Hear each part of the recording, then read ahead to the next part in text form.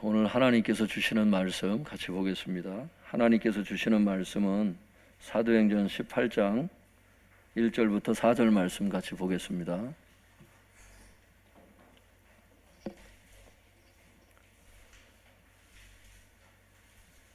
제 성경으로는 신약 219쪽에 있습니다.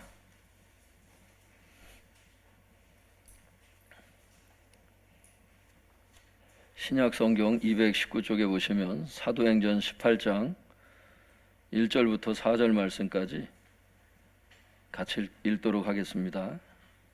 시작. 그 후에 바울이 아덴을 떠나 고린도에 이르러 아굴라라 하는 본도에서 난 유대인 한 사람을 만나니 글라우디오가 모든 유대인을 명하여 로마에서 떠나라 한 고로 그가 그 안에 브리스길라와 함께 이달리아로부터 새로 온지라.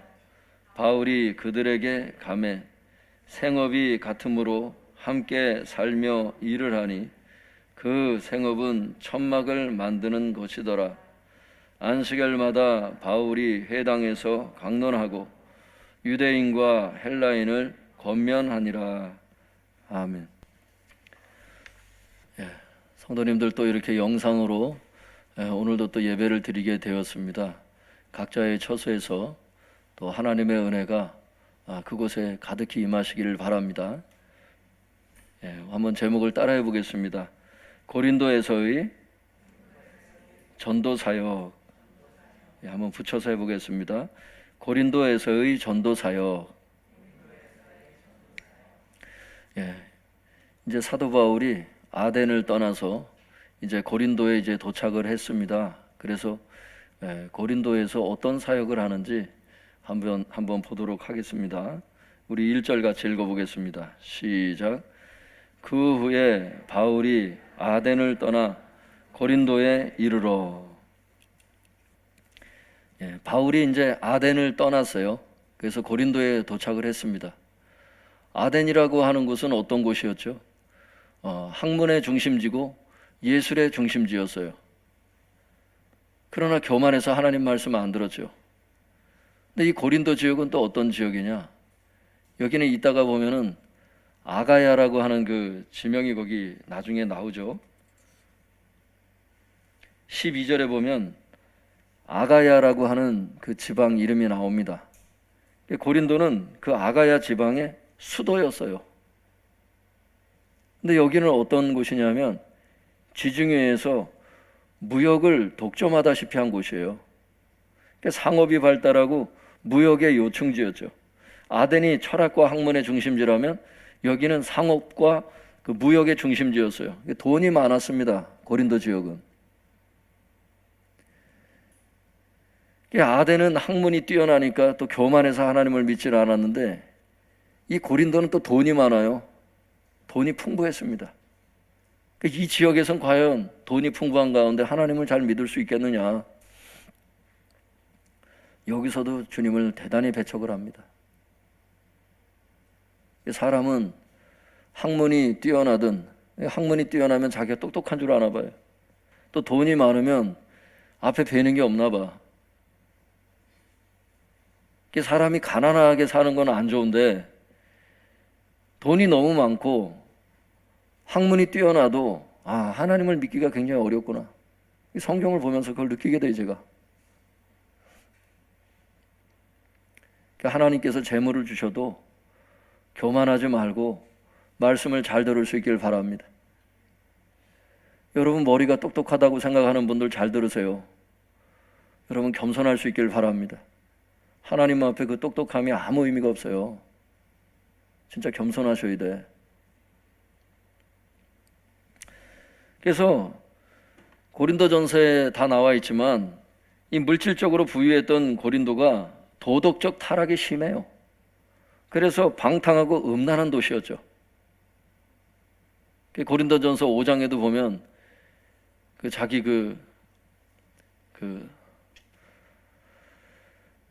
서모를 음란 행위를 해가지고 사도 바울이 그런 악한 자를 교회에서 왜 안 쫓아냈냐고 그냥 노발대발하는 게 나오죠. 고린도가 그런 지역이었어요. 교회조차도 세상에 이런 음란의 물결들이 교회 안에 들어와서 누가 자기 아버지의 어머니를 건드리는 그 성도를 쫓아내지 않아서 사도 바울이 노발대발하죠. 왜 그런 사람을 아직도 교회에서 쫓아내질 않았냐고. 사탄에게 내주라고 마지막 회개의 기회를 주라는 거죠. 교회에서 쫓아내서 다른 성도들에게 그 음란이 번지지 않도록, 적은 누룩이 온 떡덩이에 번지지 않도록 그 사람을 반드시 쫓아내야 된다. 사도 바울이 고린도전서 5장에 아주 강력하게 얘기를 하죠.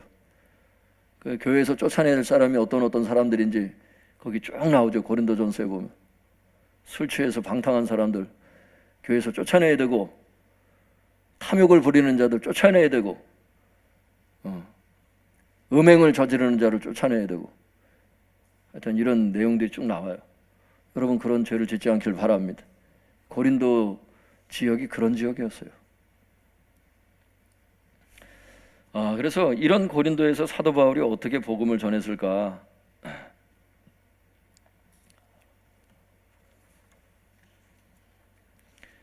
고린도전서 5장을 한번 열어보세요.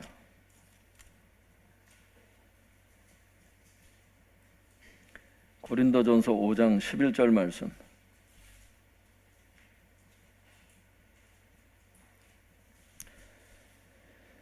고린도전서 5장 11절에서 13절 우리 같이 읽어보겠습니다. 제 성경 신약성경 268쪽에 있어요.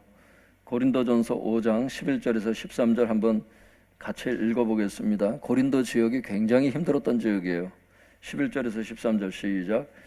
이제 내가 너희에게 쓴 것은 만일 어떤 형제라 일컫는 자가 음행하거나 탐욕을 부리거나 우상 숭배를 하거나 모욕하거나 술 취하거나 속여 빼앗거든 사귀지도 말고 그런 자와는 함께 먹지도 말라 함이라. 밖에 있는 사람들을 판단하는 것이야 내게 무슨 상관이 있으리오마는 교회 안에 있는 사람들이야 너희가 판단하지 아니하랴. 밖에 있는 사람들은 하나님이 심판하시려니와 이 악한 사람은 너희 중에서 내쫓으라. 사도 바울이 악한 사람은 교회에서 내쫓아야 되는데 그 악한 사람들이 누구냐? 11절에 그 악한 사람들이 나와요. 음행하는 자들. 그러니까 음행하는 자를 교회에서 내쫓으라고 그러는데, 음행하는 그런 악한 영상들, 그런 영화들, 이런 거를 보면서 침을 질질 흘릴 때 하나님이 과연 어떻게 보시겠는가? 음행이 죄라고 해서 그런 자들을 교회에서 쫓아내라고 하는데, 음행하는 장면의 그런 영상들을 구경하는 거를 하나님이 과연 그거를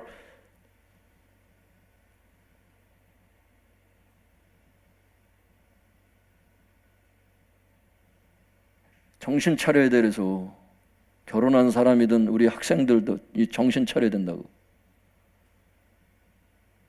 할렐루야. 이게 성경이라고. 이런 사람들하고는 먹지도 말고 사귀지도 말라는 건데, 그런 음란 영상들 보는 거 그 사람들 사귀는 겁니다. 거기 또 뭐라 그랬어요? 탐욕을 부리거나 우상 숭배를 하거나 모욕을 하거나 술 취하거나 속여 빼앗거든. 술 취하는 거 이게 죄야. 하나님 앞에.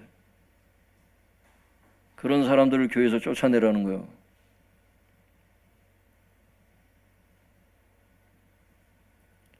우리가 같이 얼굴을 맞대고 사귀려면 이 죄를 지면 안 돼.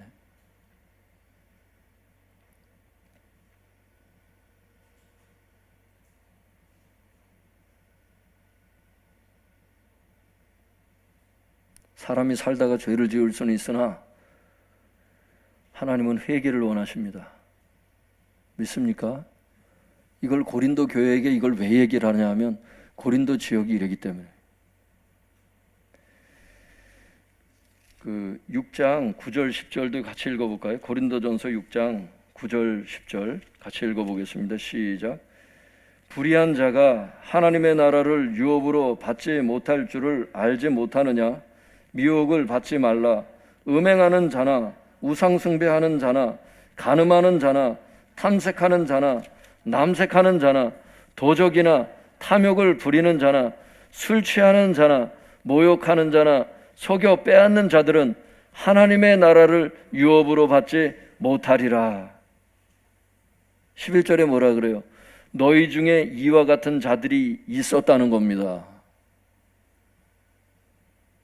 성도들조차도. 그런데 그들이 회개하고 이제 구원을 받았다는 거죠. 그러니까 의롭다함을 받았으니 다시 몸을 더럽히지 말라는 겁니다.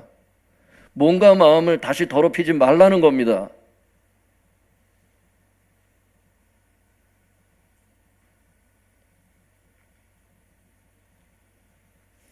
거기 보면 성도님들, 고린도 교회 그 성도들이 어떤 자들이었었는지가 나오잖아요. 전에 11절에 너희 중에 이와 같은 자들이 있더니, 어떤 이 지역의 특성을 보여주는 거예요. 이게 불의한 자가 하나님 나라를 유업으로 받지 못할 줄을 알지 못하느냐. 미혹을 받지 말라는 겁니다. 음행하는 자, 우상숭배하는 자, 간음하는 자, 탐색하는 자, 남색하는 자, 이게 동성연애자들이잖아. 다 이런 게 고린도 지역에 있었다는 겁니다. 10절에 보면 도적, 탐욕을 부리는 자, 술 취하는 자, 모욕하는 자, 속여 빼앗는 자들, 이 사람들 하나님 나라 못 들어간다는 거예요. 그런 사람들이 너희들 중에 있었는데 이제 씻음을 받아서 의롭다함을 받았으니 할렐루야, 다시 돌아가면 안 될 줄 믿습니다. 개와 돼지가 되지 말라는 거예요.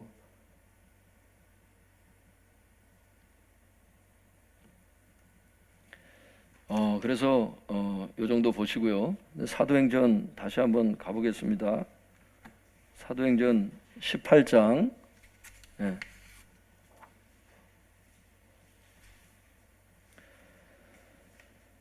사도행전 18장 2절에서 4절 같이 읽어보겠습니다. 이제 이런 고린도 지역을 사도 바울이 지금 처음 도착해서 고린도전서, 고린도후서를 쓸 수 있을 만큼 고린도 교회를 개척하는 얘기입니다. 이게 2절부터 4절 같이 읽어보겠습니다. 시작. 아굴라라 하는 본도에서 난 유대인 한 사람을 만나니 글라우디오가 모든 유대인들을 명하여 로마에서 떠나라 한 거로 그가 그 안에 브리스길라와 함께 이달리아로부터 새로 온지라. 바울이 그들에게 감해 생업이 같으므로 함께 살며 일을 하니 그 생업은 천막을 만드는 것이더라. 안식일마다 바울이 회당에서 강론하고 유대인과 헬라인을 권면하니라. 거기 보면은 성도님들, 아굴라가 남편이거든요. 남자예요. 그리고 브리스길라가 여자입니다. 그 브리스길라가 더 교회 하나님 앞에 더 신앙이 좋고 큰 일을 했나 봐요.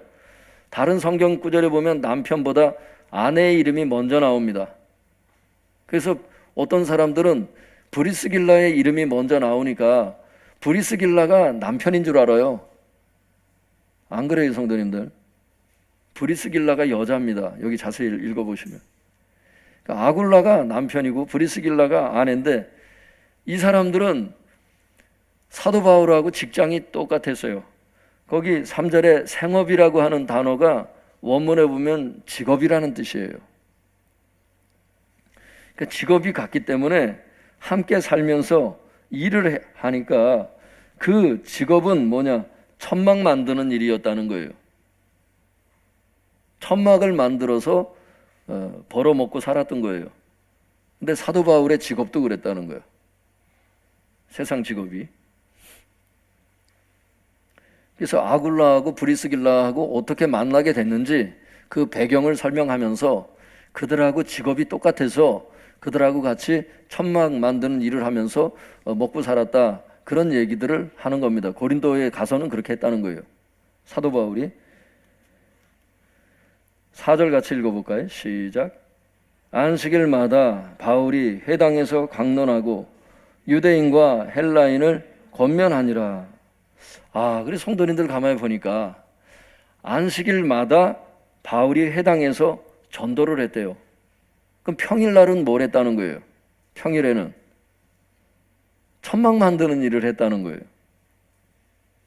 어떤 사람들은 이 구절을 읽고서 이래요. 모든 목회자들은 사도 바울을 본받아라. 그러면서 세상 직업을 하나 갖고 있으면서 목회를 하라고 이렇게 주장하는 사람도 있습니다, 여러분. 과연 이게 그것을 얘기하는 말씀일까? 우리가 좀 가만히 생각해 볼 필요가 있어요. 성경은 단순하지 않아요, 성도님들. 이거와 같은 이와 유사한 성경 구절들이 많이 있거든요. 그걸 찾아보고 같이 비교해 보면서 연구해야 될 필요가 있어요. 그래서 단편적으로 요 한 구절만 읽어보고, 야, 사도 바울이 그렇게 자기가 필요한 물질은 자기가 벌면서 그 전도를 하지 않았느냐? 그거를 자기가 벌면서 하는 전도를 자비량 전도라래요. 자비량. 자기에게 필요한 물건을 자기 스스로 구입해서 사는 것을 자비량이라고 그러잖아요. 자비량 선교를 했지 않느냐? 그러니까 모든 목회자들은 사도 바울처럼 하는 것이 맞다. 이렇게 주장하는 사람들이 있어요, 성도님들. 저도 그런 얘기를 들었었습니다. 그런 성도들이 있더라고요. 굉장히 성경 지식이 해박한 것처럼 보이지만 사실 여러분 조금 생각해 볼 필요가 있습니다. 성도님들, 그러면 사도 바울은 왜 자비량 전도를 했을까?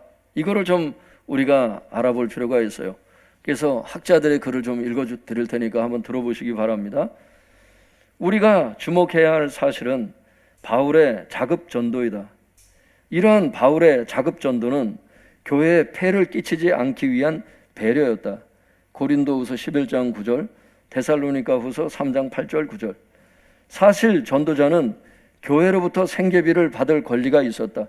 주님께서 여러분 교회로부터 생계비를 받아야 된다는 게 성경에 나오죠. 마태복음 10장 10절, 누가복음 10장 7절, 고린도전서 9장 6절에서 14절. 여기에 보면 여러분, 전도자는 교회로부터, 목회자들은 교회로부터 사례비를 당연히 받아야 된다.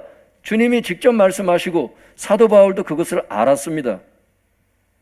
근데 여기에 있지만 그럼에도 바울은 자급하며 복음을 증거한 것이다.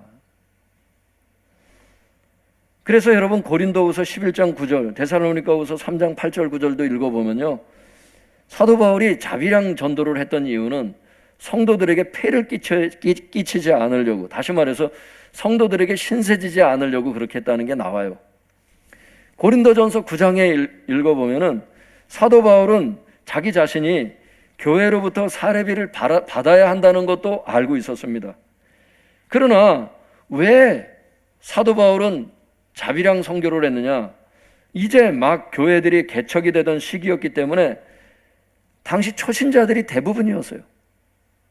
이제 막 구원을 받은 새 가족들이라고, 그 사람들로부터 폐를 끼치지 않으려고 자비량 전도를 했다는 게 나옵니다. 만약 현대 교회 상황이었다면 사도 바울은 자비량 전도를 하지 않았죠. 천막 만드는 것보다 일주일 내내 사역하는 것이 더 사역의 효과면에서 크기 때문입니다. 그 현대 교회의 상황이었다면 사도 바울은 자비량 전도를 하지 않았을 거라는 거예요. 그것을 알 수 있게 해주는 대목은 다음 구절에도 나타나 있어요. 5절을 같이 읽어볼까요? 시작. 실라와 디모데가 마게도냐로부터 내려오매 바울이 하나님의 말씀에 붙잡혀 유대인들에게 예수는 그리스도라 밝히 증언하니. 5절을 읽어보고서 어떤 성도님들이 그러실 수 있어요. 아니, 현대 교회의 상황이었다면 사도 바울이 자비량 전도를 하지 않았다는 게 어떻게 이 대목을 보면서 알 수 있습니까? 읽어봐도 잘 안 나타나거든요. 그래서 한글로만 봐서 그래요. 여러분, 여기에 보면 이런 뜻이에요. 하나님의 말씀에 붙잡혀, 요 단어가 무슨 뜻이냐면 표준 세번역이 잘 번역을 했어요. 들어보세요.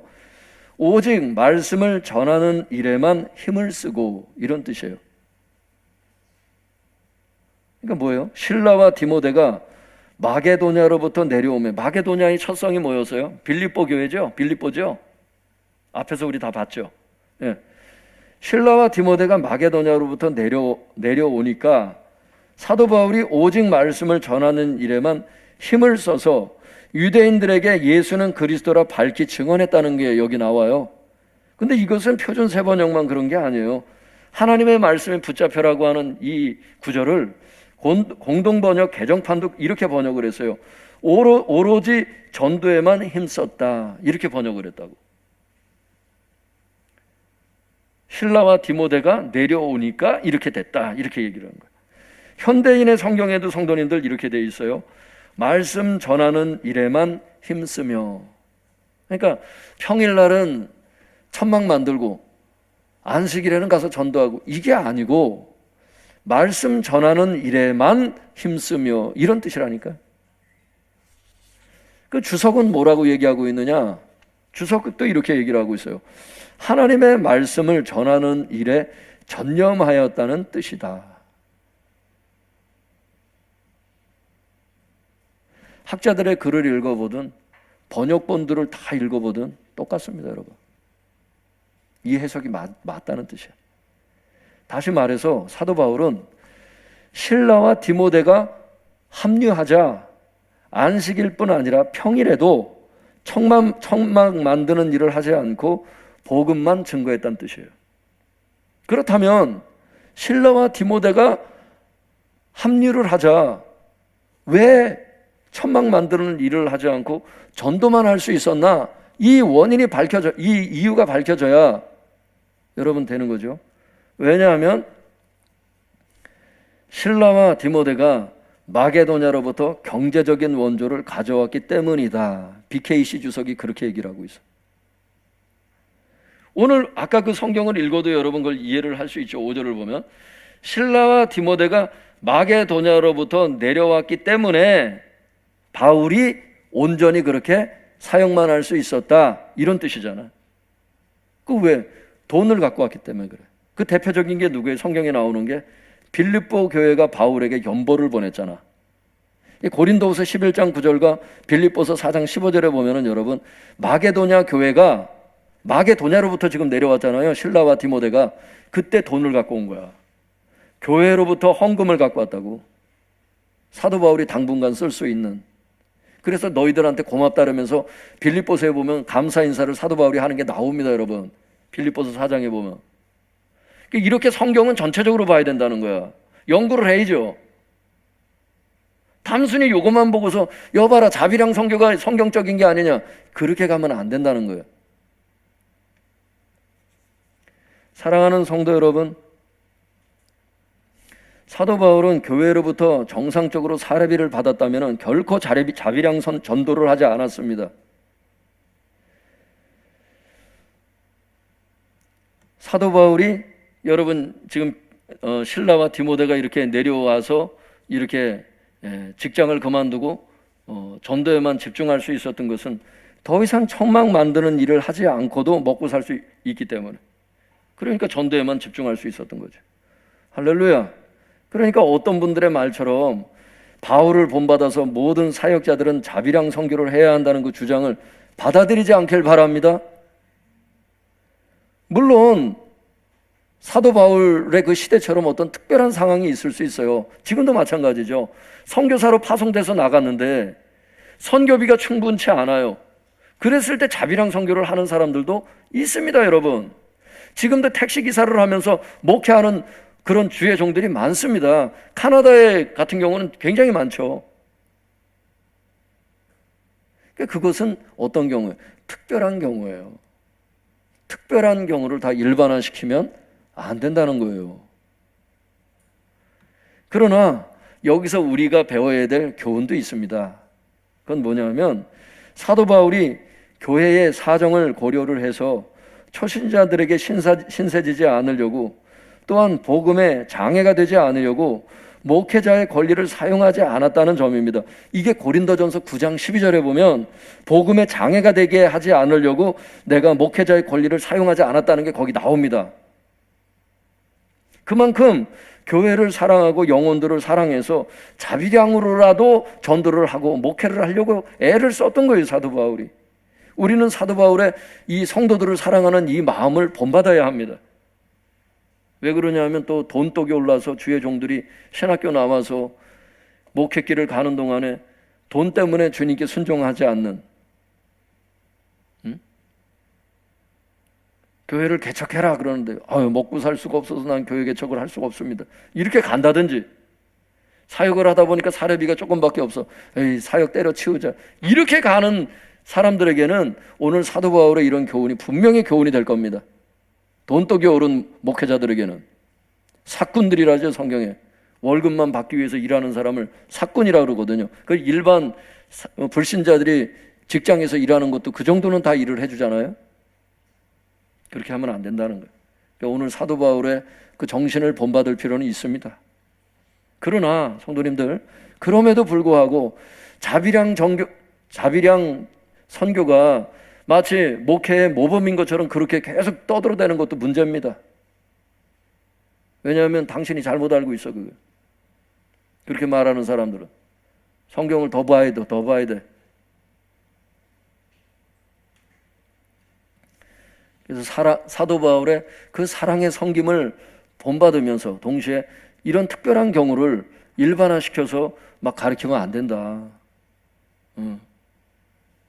특별한 경우에 자비량 전도를 하는 한이 있어도 그걸 일반화시켜서 교역자들에게 또 사례비를 안 주고 충분히 공급을 안 해주는 것도 문제가 있다. 교회는 최선을 다해서 목회자들에게 사례비를 공급을 해야 합니다. 할렐루야. 우리 교회도 그걸 하여튼 신경을 써서 재정이 허락하는 한 계속해서 올릴 작정이에요. 돈을 많이 벌겠다는 게 아니라 부교육자들이 생활을 할 수 있어야 될 것 아니겠어요? 저는 성도님들 이런 경우를 많이 봤어요. 저는 다른 이렇게 하여튼 제가 경험을 했던 것은 뭐냐면, 교역자들을 더 뽑아서 사역을 해야 되는 그런 상황인데도 교역자들을 더 뽑지 않는 거야. 인건비를 줄이기 위해서. 그리고 교역자들에게 교회에서 사택을 내주는데 그 사택이 진짜 힘들어. 물론 교역자들 입장에서는 감사하게 살았어요. 감사하게 사는데 뭐냐면, 제가 말씀드린 건 뭐냐면, 헌금을 아껴서 선교를 하려고 하는 사람들. 그러니까 부교역자들에게 줘야 될 그 사례비를 아껴서 그걸 가지고 착한 일을 하려고 하는 그런 교회. 주님께서 아마 그러실 거야. 내 일꾼들부터 먹이라고. 일꾼들에게 주지 않은 사례비가 소리친다고. 야고보서 5장에 보면 추수꾼들의 우는 소리가 들린다고.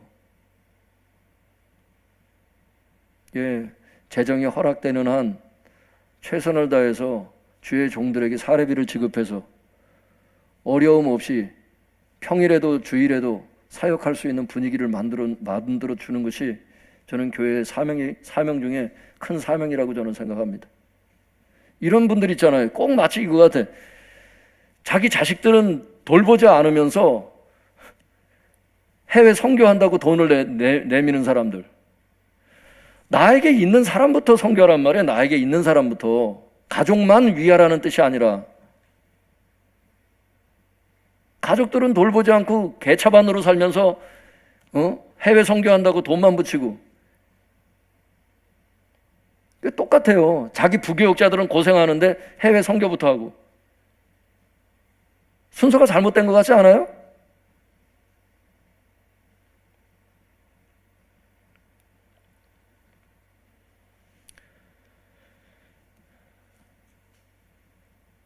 그래서 하나님께서 무엇을 기뻐하실지 진짜 정신을 차려야 되고, 우리가 정말 주님께서 말씀하신 거라면 당연히 순종을 해야 되지만, 사랑에도 순서가 있더라고. 사랑에도 순서가 있더라고.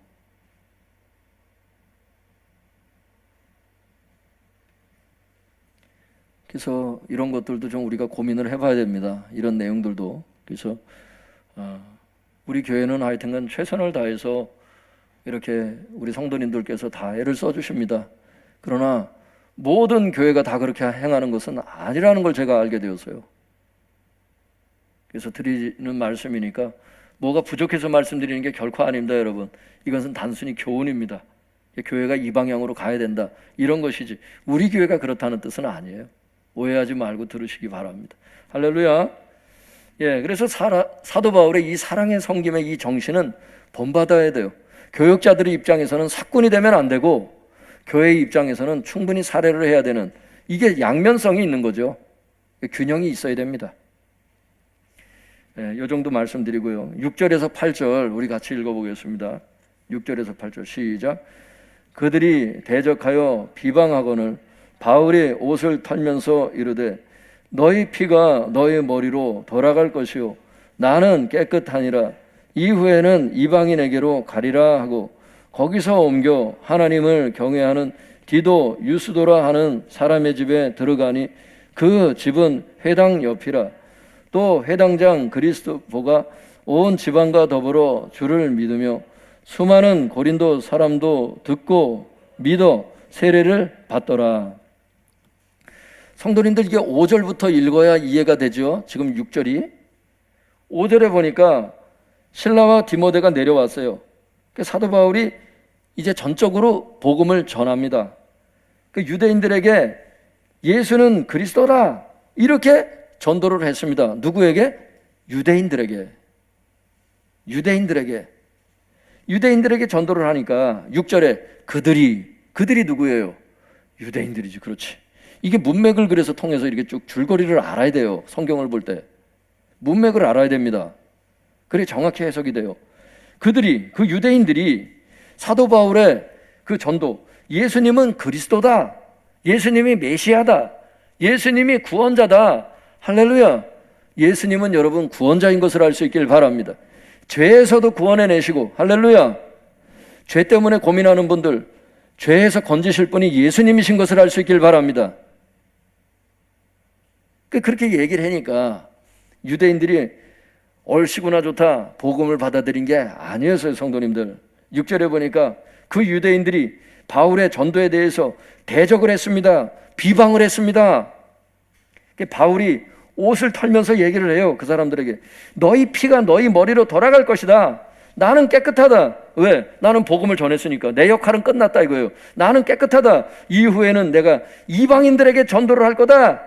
그렇게 말하고 거기서 옮겨서 진짜 이방인들에게 전도합니다. 거기서 옮겼다는 건, 거기라는 게 뭐냐면 회당을 얘기하는 거예요. 회당에서 옮겨서 디도 유스도라 하는 사람 집에 들어가서 이방인을 상대로 전도하게 되죠. 그래서 이방인들이 구원을 받게 되죠. 그 8절에 그 이방인들이 나오는 거죠. 한번 8절 읽어볼까요? 시작. 또 해당장 그리스도가 온 지방과 더불어 주를 믿으며 수많은 고린도 사람도 듣고 믿어 세례를 받더라. 여기 듣는다는 게 뭐죠, 성도님들? 듣고 믿어 세례를 받더라. 듣고가 뭐예요? 듣고라는 건 사도 바울의 전도를 듣고 그거에 대한 줄임말이죠.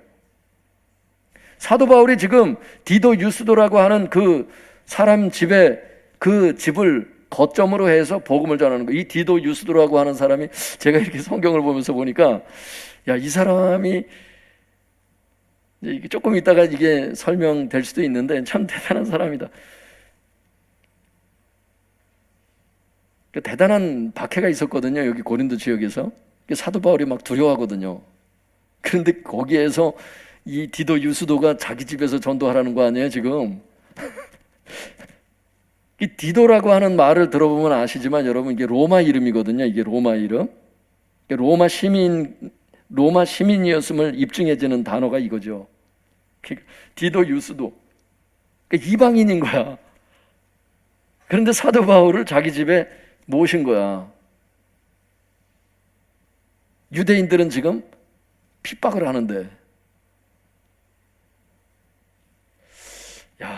참 이럴 수가 있더라고요. 그래서 하여튼간 거기서 옮겨, 그 회당에서 옮겨서 사도 바울이 그 유스도라고 하는 그 사람 집에 들어가서 이방인을 상대로 전도를 할 때 회당장 그리스도가 온 지방과 더불어 예수님을 영접합니다. 회당장이 여러분 예수님을 영접했다는 게 여러분 대단한 겁니다. 사실은 그 유대인 그 회당장을 얘기를 하는 거거든.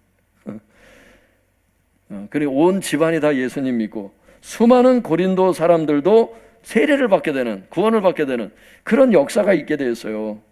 이걸 보는데 성도님들, 이런 생각이 들어요. 대적하고 비방하는 사람들도 있지만 복음을 듣고 구원받는 사람들도 있다는 거죠. 여러분들의 신앙을 대적하고 욕하는 사람들도 있겠지만 여러분의 신앙을 흠모하고 여러분을 닮고 싶어하는 사람들, 여러분의 신앙을 칭찬하는 사람들도 있다는 거죠.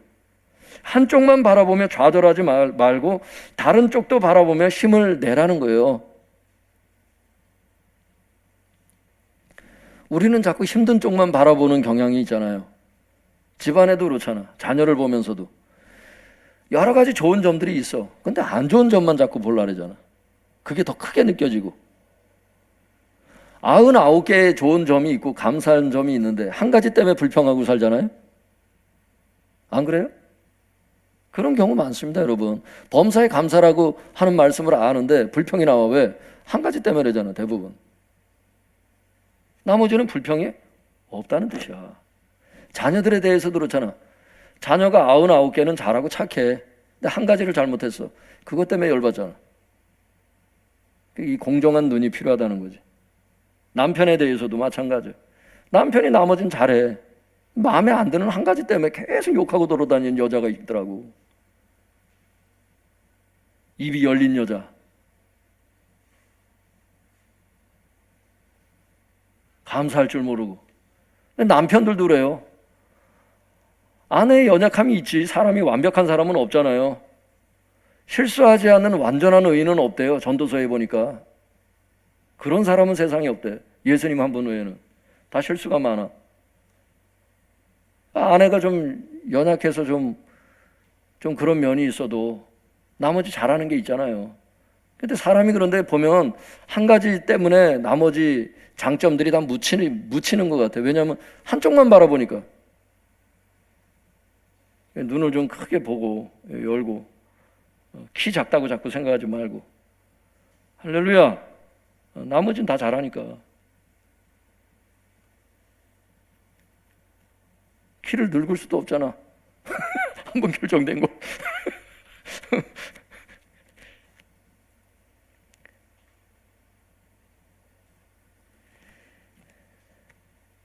안 되는 걸 자꾸 되게 하려고 하지 말고, 그건 군대에서 쓰는 거예요. 안 되면 되게 하라. 이건 군대에서 쓰는 거지. 우리는 안 되는 거는 그 주님께 맡기고 감사한 것만 감사하면 돼. 할렐루야. 그래서 하여튼 공정한 눈이 있길 바랍니다. 한쪽만 자꾸 쳐다보고 힘 빠지고 자꾸 이러지 말고. 사도 바울이 굉장히 힘들었을 것 같아서 하는 말이에요. 사도 바울이 지금 이쪽에 구원을 많이 받지만 한쪽에서 너무 강하게 이게 다가오거든요. 그런 측면이 있어요. 그래서 성도님들 하여튼간 한쪽만 보고 막 낙심하고 불평하고 이러지 말고 감사한 측면을 많이 봐라. 할렐루야. 9절에서 11절 같이 읽어보겠습니다. 9절에서 11절 시작. 밤에 주께서 환상 가운데 바울에게 말씀하시되 두려워하지 말며 침묵하지 말고 말하라. 내가 너와 함께 있음에 어떤 사람도 너를 대적하여 해롭게 할 자가 없을 것이니 이는 이 성중에 내 백성이 많음이라 하시더라. 1년 6개월을 머물며 그들 가운데서 하나님의 말씀을 가르치니라. 성도님들, 어느 날 밤에 예수님께서 나타나셨어요. 환상을 통해서. 환상을 통해서 이런 뜻이에요. 그게 원문에 보면 예수님께서 어느 날 밤에 환상을 통해서 사도 바울에게 3가지를 말씀하셨어요. 그 첫 번째 말씀이 뭐죠? 두려워하지 말며 침묵하지 말고 말하라. 여기 두려워하지 말라 하는 게 첫 번째, 사명보다도 더 먼저 했어요. 왜? 사도 바울이 두려워했다는 뜻이에요. 사도 바울이 두려워하지 않았으면 두려워하지 말라는 말씀을 당연히 안 하시지.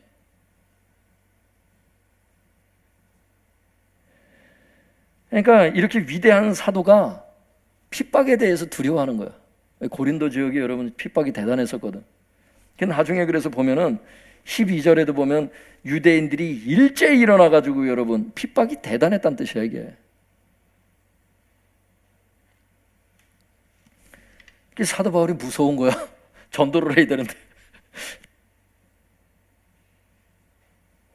예수님을 다메섹 도상에서 직접 보고 직접 그 시간에 회심했던 사도가 여러분 두려움을 느낄 정도로 그 핍박이 그렇게 있을 수 있어요. 그러니까 예수님이 첫 번째로 그걸 말씀하세요. 두려워하지 말며 침묵하지 말고 말해라. 내가 너와 함께 있기 때문에, 그게 그 뜻이에요. 내가 너와 함께 있기 때문에 어떤 사람도 너를 대적하여 해롭게 할 자가 없을 것이다. 이거 주님이 약속하시는 겁니다. 너를 해롭게 할 수는 없다. 왜? 내가 너와 함께 있기 때문에. 지킬 거라는 거죠, 사도 바울을. 그러시면서 세 번째 주님 말씀하신 게 귀한 정보를 가르쳐 주세요. 이 성중에 내 백성이 많이 있다. 이거는 지금 예수님을 막 영접한 사람들만 의미하는 건 아니에요, 성도님들. 앞으로 예수님을 믿게 될 사람들까지 얘기하는 거예요. 따라해볼까요? 예지예정. 예지예정. 그러니까 주님께서 그걸 아시는 거예요, 지금. 누가 예수님을 영접하게 될지를. 주님이 그렇게 그 사람들만 구원시키려고 작정하신 건 아니에요. 예정, 예지하고 예지, 예정이 다르죠. 예전에 했기 때문에 여러분 다시 설명하지는 않겠습니다. 예지, 예정이야. 하나님이 그걸 아시는 거예요. 사람들의 자유의지가 어느 방향으로 튀면 어떻게 되고 어떻게 그 가지수들을 다 아시잖아. 어떤 상황에서 어떻게 될 거고 이걸. 그래서 이 성중에 내 백성이 많이 있다는 거예요. 어쩌면 사도 바울을 지금 대적하는 사람들 중에도 예수님을 믿을 사람들이 있었을지도 몰라요. 그러니까 그걸 감안하고, 그러니까 이 핍박을 감수하고 나가야 되는 거예요, 지금은. 핍박이 온다고 도망가야 되는 게 아니고, 여러분 예전에는 어떻게 했어요? 핍박이 오면 도망가기도 했죠. 앞에서 여러 번 나왔죠. 그게 지혜라고. 근데 예수님이 지금 직접 말씀하시잖아. 이 핍박은 감수해야 되는 핍박이라고. 왜? 이 성중에 내 백성이 많이 있기 때문에 가면 안 돼. 도망가면 안 돼, 지금은. 핍박을 받으면서 있어야 되는 거예요, 지금은. 마음이 두렵지만 있어야 되는 거예요. 바로 이런 겁니다, 여러분. 보통 핍박이 오면 이 동네에서 핍박하면 저 동네로 피해야 돼. 근데 주님께서 지금 말씀하실 때는 있어야 되는 거야. 주님의 명령에 살고 죽는 겁니다. 할렐루야. 그래서 사도 바울이 핍박 때문에 두려워했지만 주님의 말씀을 통해서 새 힘을 얻게 되죠. 이 세 가지 음성을 듣고서 여러분 사도 바울이 새 힘을 얻죠. 그걸 어떻게 할 수 있어요? 1년 6개월을 고린도에서 살거든요. 그 다음 읽어보면 하시더라. 이 성중에 내 백성이 많음이라 하시더라. 그 다음에 어떻게? 1년 6개월을 머물며. 사도 바울이 도망가지 않았다는 뜻이야. 왜? 주님의 말씀을 듣고서 새 힘을 얻은 거지. 할렐루야. 여러분, 우리는 연약한 존재예요. 힘이 빠질 때마다 주님 앞에 나가서 주님의 음성을 들어야 되는 것을 알 수 있길 바랍니다. 그때 새 힘을 얻고 끝까지 사명을 감당할 수 있는 것이지, 자기 힘으로만 여러분 사명을 감당하는 것은 어렵습니다. 어떤 인간이나 마찬가지예요. 사도 바울이 이랬다면 여러분 우리는 더합니다. 그러므로 연약한 자기를 자꾸 욕하지 마시고 주님의 음성을 듣기 위해서 그분 앞에 나아가세요. 교제 시간을 가지시라는 뜻이에요. 또 여러분처럼 이렇게 설교 듣는 자리에 나오시고 예배 자리에 빠지지 말고 나오세요. 우리 교회는 특별히 여러분 예배만 꾸준히 참석해도 여러분 영혼이 그렇게 가라진 않아. 할렐루야. 자꾸 빠지고 자꾸 이래저래 자꾸 그래서 그런 거지. 예배를 꾸준히만 드려보세요. 진짜 삶이 달라지고 여러분 하나님 역사하십니다. 진짜. 다른 프로그램 만들지도 않지 않습니까? 여기에 집중하자. 온 교육자가 예배에 집중하는 거 아니겠어요? 어떤 교회는 정규 예배에 집중하지 않고 다른 거에 자꾸 집중하는 거야. 바자회, 막 뭐 딸기잼 막 힘들어. 그렇게 가지치기 안 해가지고는 식물이 곱게 자랄 수가 없어. 쓸데없는 사역들은 다 가지치기 해야 돼. 원 둥치가 잘 자랄 수 있도록. 할렐루야. 사람은 24시간이 정해져 있는 것이고 사람의 체력도 한계가 있어요. 내가 쏟아야 될 곳에 쏟아야 되는 것을 할 수 있길 바랍니다. 가지치기가 필요해요. 여러분의 삶 가운데도 쓸데없는 영양분들이 많이 가는 게 있어. 학생들도 마찬가지지. 공부에 집중을 해야 되는데 다른 거에 자꾸 신경 쓰게 만드는 거 가지치기 다 할 수 있길 바랍니다. 가지치기 하셔야 돼. 사역자도 마찬가지고 학생들도 마찬가지고 직장인들도 마찬가지. 직장인들은 교회하고 직장만 아셔야지.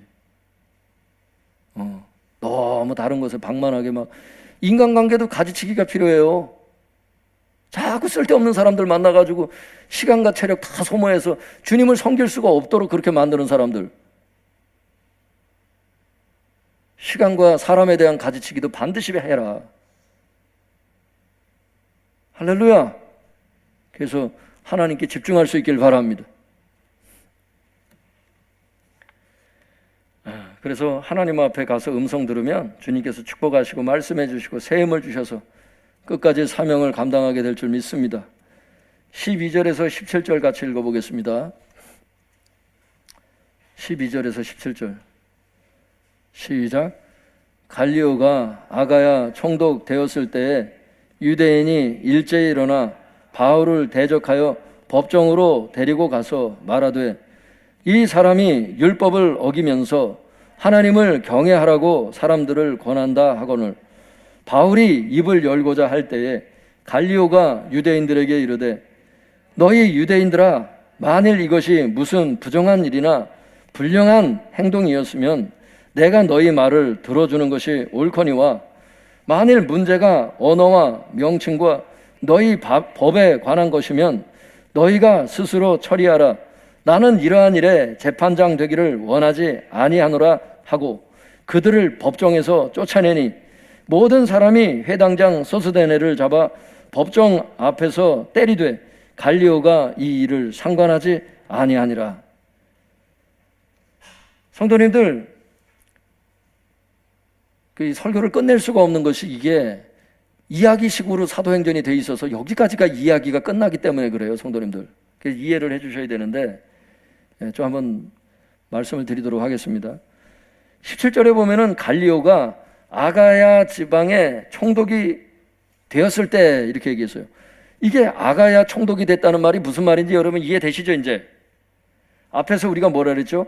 고린도가 아가야 지방의 수도라 그랬잖아요. 그러니까 거기에서 가장 높은 사람이 누구야? 아가야 지방의 총독이니까. 그게 갈리오라는 거야. 그 갈리오한테 유대인이 일제히 일어나서 바울을 대적해서 고소를 하는 겁니다. 법적으로. 근데 여기 읽어보면 뭐라고 고소를 해요? 말하되 이 사람이 율법을 어기면서 하나님을 경외하라고 사람들을 권한다. 이렇게 고소를 합니다. 그러니까 이 앞에서는 뭐라 그랬어요? 예수님을 죽였을 때처럼 정치적으로 공격을 했는데 지금은 종교적으로 공격을 하는 거예요. 종교적으로. 그런데 이 갈리오라는 사람이 참 하나님께서 은혜를 주신 거예요.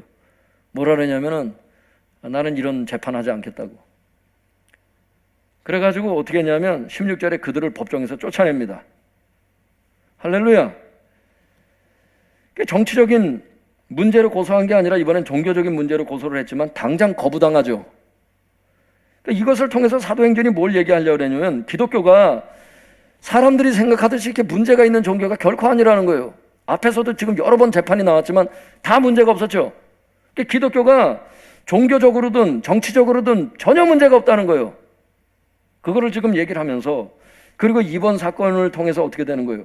앞으로 또 이런 사건이 벌어졌을 때 훗날 유사한 사건이 발생했을 때 기독교의 유익한 판례가 되는 거죠, 이게. 그리고 이것은 앞으로 유대인들이 사도 바울을 음해하기 위해서 공권력을 이용할 수가 없다는 것을 뜻하는 거예요, 이게 지금. 여러분, 이거를 이렇게 보면서 잘 됐구나 이렇게 하고 넘어가면 여러분 이건 안 되는 거예요. 앞에 얘기를 통해서 이게 지금 무슨 의미가 있는지를 이걸 볼 줄 알아. 이걸 봐야 되는 거예요. 이런 좋은 판결이 나게 된 게 뭐예요? 앞에 주님께서 바울에게 약속하셨잖아. 네가 고린도에 있는 동안 내가 어떻게 하겠다고. 그게 뭐예요? 내가 너와 함께 있기 때문에 어떤 사람도 너를 대적하여 해롭게 할 자가 없을 것이다. 주님께서 약속하셨잖아. 여러분, 이것은 그래서 주님의 섭리로 봐야 합니다. 주님께서 사도 바울을 지켜주겠다 그랬잖아. 당신의 약속을 지키신 겁니다. 너를 해롭게 할 자가 없다 그랬잖아. 왜? 내가 너와 함께 있기 때문에. 세상 법정도 사도 바울을 감금할 수는 없었습니다. 사랑하는 성도 여러분, 주님은 신실하신 분이십니다. 당신께서 말씀하셨다면 분명히 약속을 지키시는 분이십니다. 사도 바울처럼 고소를 당하고 어려움을 당할 때 낙심하지 마시고 우리를 지키시고 구원하실 신실하신 주님을 바라보시기 바랍니다. 주님께서 그러한 여러분들을 지키시고 반드시 구원해 내실 것입니다. 기도하겠습니다. 다 같이 통성으로 기도하겠습니다. 거룩하신 하나님,